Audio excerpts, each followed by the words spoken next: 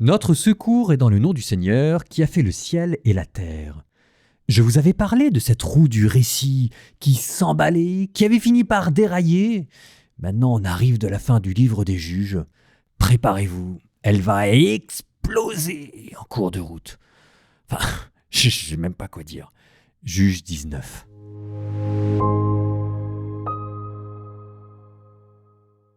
En ces jours-là, il n'y avait pas de roi en Israël. Un Lévite qui résidait aux confins de la montagne d'Éphraïm prit comme concubine une femme de Bethléem de Juda. Sa concubine se fâcha contre lui, puis elle le quitta et revint à la maison de son père, à Bethléem de Juda, où elle séjourna 4 mois entiers. Son mari partit la retrouver pour parler à son cœur et la ramener. Il avait avec lui son serviteur et 2 ânes. Sa concubine le fit entrer dans la maison de son père. Le père de la jeune femme le vit et, tout joyeux, vint à sa rencontre. Son beau-père, le père de la jeune femme, le retint, et le Lévite resta chez lui pendant 3 jours. Ils mangèrent, burent, et passèrent la nuit en cet endroit. Le 4e jour, ils se levèrent de bon matin, et le Lévite se disposait à partir, quand le père de la jeune femme dit à son gendre « Restaure-toi en mangeant un morceau de pain, vous partirez après. » Ils s'assirent tous les deux, mangèrent et burent ensemble. Alors le père de la jeune femme dit à son gendre « Je t'en prie, passe encore la nuit, que ton cœur soit content. » Comme l'homme se levait pour partir, il céda finalement à l'insistance de son beau-père et passa une autre nuit en cet endroit. Le 5e jour, il se leva de bon matin pour partir. Mais le père de la jeune femme lui dit « Restaure-toi, je t'en prie, et attardez-vous jusqu'au déclin du jour. » Ils mangèrent tous deux. L'homme se préparait à partir avec sa concubine et son serviteur, mais son beau-père lui dit « Voici que le jour faiblit vers le soir, passez donc la nuit. Voici la tombée du jour, passe la nuit ici et que ton cœur soit content. Demain, de bon matin, vous prendrez la route et tu regagneras ta tente. » Mais l'homme ne voulut pas passer la nuit. Il se leva et partit. Il arriva en vue de Jébus, c'est-à-dire Jérusalem. Il avait avec lui 2 ânes bâtés, ainsi que sa concubine et son serviteur. Quand ils furent près de Jébus, le jour avait beaucoup baissé. Le serviteur dit à son maître « Allons, faisons un détour vers cette ville de Jébuséens, nous y passerons la nuit. » Son maître lui répondit « Non, nous ne ferons pas un détour vers cette ville étrangère où il n'y a aucun fils d'Israël. Nous pousserons jusqu'à Gibéa. » « Allons, dit-il à son serviteur, rapprochons-nous d'une de ces localités, Gibéa ou Rama, pour y passer la nuit. » Poussant un peu plus loin, ils s'en allèrent. Le soleil se couchait quand ils approchèrent de Gibéa de Benjamin. Ils firent un détour pour passer la nuit à Gibéa. Le Lévite entra, s'assit sur la place, mais personne ne lui offrit l'hospitalité pour la nuit. Voici qu'un vieillard, le soir venu, rentrait de son travail des champs. Il était originaire de la montagne d'Éphraïm, mais il résidait à Gibéa, dont les habitants étaient benjaminites. Levant les yeux, il remarqua le voyageur sur la place de la ville. Il lui demanda « Où vas-tu et d'où viens-tu » L'homme lui répondit « Parti de Bethléem de Juda, nous faisons route vers l'arrière-pays de la montagne d'Éphraïm. C'est de là que je suis originaire. Je me suis rendu à Bethléem de Juda et je retourne dans ma maison. Personne ne m'a offert l'hospitalité. Pourtant, nous avons de la paille et du fourrage pour nos ânes. J'ai aussi du pain et du vin, pour moi, pour ta servante, et pour le jeune homme qui accompagne tes serviteurs. Nous ne manquons de rien. » Le vieillard dit alors « Sois en paix. Laisse-moi pourvoir à tous tes besoins, mais ne passe pas la nuit sur la place. » Il le fit entrer dans sa maison et donna du fourrage aux ânes. Les voyageurs se lavèrent les pieds, ils mangèrent et ils burent. Pendant qu'ils se restauraient, des hommes de la ville, de vrais vauriens, cernèrent la maison. Ils frappèrent à coups redoublés contre la porte et dirent au vieillard propriétaire de la maison « Fais sortir l'homme qui est entré chez toi, pour que nous le connaissions. » Le propriétaire de la maison alla au-devant d'eux et leur dit « Non, mes frères, non, ne faites pas le mal. Après que cet homme a été reçu dans ma maison, ne commettez pas cette infamie. Voici ma fille, qui est vierge. Je vais la faire sortir. Abusez d'elle, faites avec elle ce qui vous semblera bon, mais ne commettez pas contre cet homme un acte infâme. » Les hommes de la ville ne voulurent pas l'écouter. Alors le Lévite saisit sa concubine et la leur amena dehors. Ils s'unirent à elle et s'en amusèrent toute la nuit, jusqu'au matin. Quand vint l'aurore, ils la relâchèrent. Comme le matin approchait, la femme s'en vint tomber à l'entrée de la maison de l'homme chez qui était son mari, et elle resta là jusqu'à ce qu'il fît jour. Au petit matin, son mari se leva, ouvrit la porte de la maison, sortit pour reprendre sa route. Voici que sa concubine gisait à l'entrée de la maison, les mains sur le seuil. « Lève-toi, lui dit-il, et partons. » Pas de réponse. Il la mit sur son âne, partit et rentra chez lui. Une fois arrivé dans sa maison, il prit un couteau, saisit sa concubine, la dépeça, membre après membre, en 12 morceaux qu'il envoya dans tout le territoire d'Israël.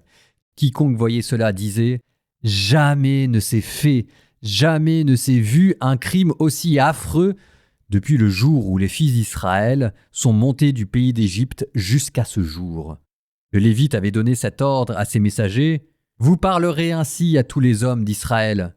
Un crime aussi affreux a-t-il jamais été commis depuis le jour où les fils d'Israël sont montés du pays d'Égypte jusqu'à ce jour? Réfléchissez, tenez conseil et prononcez-vous. » Mon Dieu que c'est glauque. Moi, vous savez, je me dis que c'est quand même vous qui avez choisi la bonne part. Vous à écouter et moi à commenter. Mais comment vous voulez commenter ça? Je me souviens d'un de mes professeurs d'exégèse qui disait « Quand un meurtrier tue une femme, c'est un fait sordide. Quand il la coupe en 12, ça devient un geste prophétique. » Et de fait, il avait raison. Alors il faut bien le comprendre. C'est-à-dire que c'est tellement horrible cette affaire que si jamais vous vous focalisez uniquement sur cette femme découpée en 12, vous passez à côté de ce que veut dire le récit. Enfin, on en est plus à ça près. Il faut aller jusqu'au bout. Enfin, entre le Lévite qui donne sa femme, celle qui se fait ensuite violer pendant toute la nuit, ensuite le Lévite qui la remet comme un baluchon sur son âne pour ensuite la découper en 12, c'est quoi le plus horrible? Enfin, tout est fait pour vous choquer. Donc si vous êtes choqué, c'est normal qu'il ait en fait fait exprès de vous choquer pour vous tirer de votre torpeur, comme s'il vous disait « C'est maintenant que vous vous réveillez, il aura fallu que l'on dépaisse une femme en 12 pour que vous soyez choqués. » Alors, on en est à 19 chapitres, il y a déjà eu des massacres et des anathèmes sans nom et c'est uniquement maintenant que vous vous réveillez. Celui qui a le cœur horrible, c'est pas celui qui a rédigé ce passage, c'est nous. Est-ce que Dan, c'était moins choquant, qui avait massacré une ville entière? Est-ce que Abimélec, c'était moins choquant, qui avait tué ses 70 frères? Moi, je me souviens, la première fois que j'ai lu ce passage-là, c'est uniquement au récit de cette femme découpée en 12 que j'ai sorti mon livre et puis je fais « Oh, mais qu'est-ce que je suis en train de lire ?» C'était avant qu'il fallait que je me réveille aussi. Tout est fait pour vous choquer, donc c'est normal que vous soyez choqués. Ça commence bien, ça commence par une scène domestique, où en plus on est en train de se rabibocher. Avec une histoire d'amour, on se dit « Tiens, on est en train de sauver un couple ». Et ce prologue bucolique qui rend le contraste d'autant plus violent, avec ces lois de l'hospitalité qui étaient sacrées, avec un viol collectif, avec l'apparente indifférence du Lévite qui en plus sort un couteau de boucher pour la dépecer, tout est fait pour vous choquer. Et la morale de cette affaire, c'est que ça met le doigt sur une vérité morale, c'est que les Israélites en ce temps-là étaient devenus non seulement comme les nations environnantes, mais même pire que les nations environnantes. Souvenez-vous déjà Sodome et Gomorrhe avec les lois de l'hospitalité brisées et un viol. Et là encore, Sodome et Gomorrhe, cette fois-ci, c'est Israël. Cette femme qui est dépecée, c'est quoi? C'est le symbole de la perversité qui maintenant habite dans le cœur d'Israël et que le Lévite dépaisse pour montrer, preuve à témoin, toutes les tribus d'Israël. Voilà ce que vous êtes devenus. Cette cruauté que je vais révéler aux yeux de tout le monde avec mon couteau, il faut que le monde sache que c'est ce que vous êtes devenus. La cruauté que subit cette femme, c'est celle qui habite votre cœur. Et je vais la mettre devant vos yeux. Alors maintenant qu'on a parlé de ce qui choque le plus, peut-être qu'on peut revenir au début de notre chapitre. Par quelle phrase ce récit avait-il commencé? Par une phrase qui n'a l'air de rien, mais que nous venons d'entendre et qui devient ici d'une cruauté sans nom. En ces jours-là, il n'y avait pas de roi en Israël.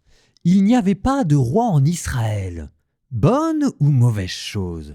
Bonne chose qu'il n'y ait pas de roi parce que manifestement le livre des juges n'aime pas les rois, ou mauvaise chose parce que à ne pas avoir de roi manifestement aussi, cela donne licence à une cruauté sans nom.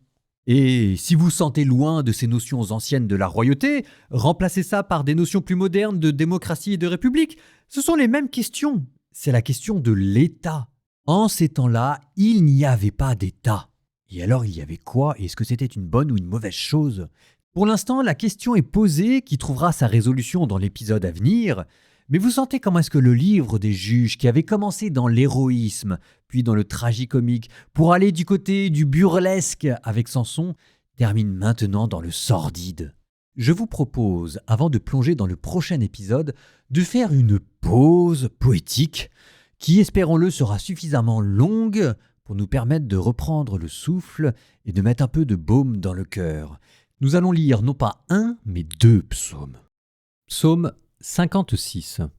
Pitié, mon Dieu, pitié pour moi. En toi je cherche refuge, un refuge à l'ombre de tes ailes, aussi longtemps que dure le malheur.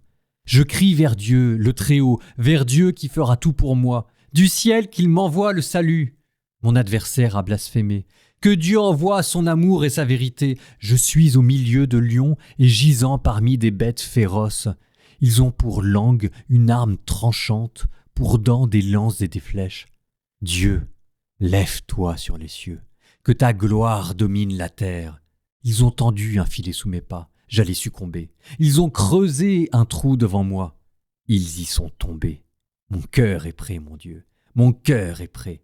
Je veux chanter, jouer des hymnes. Éveille-toi, ma gloire, éveillez-vous, harpe, cithare, que j'éveille l'aurore. Je te rendrai grâce parmi les peuples, Seigneur, et jouerai mes hymnes dans tout pays.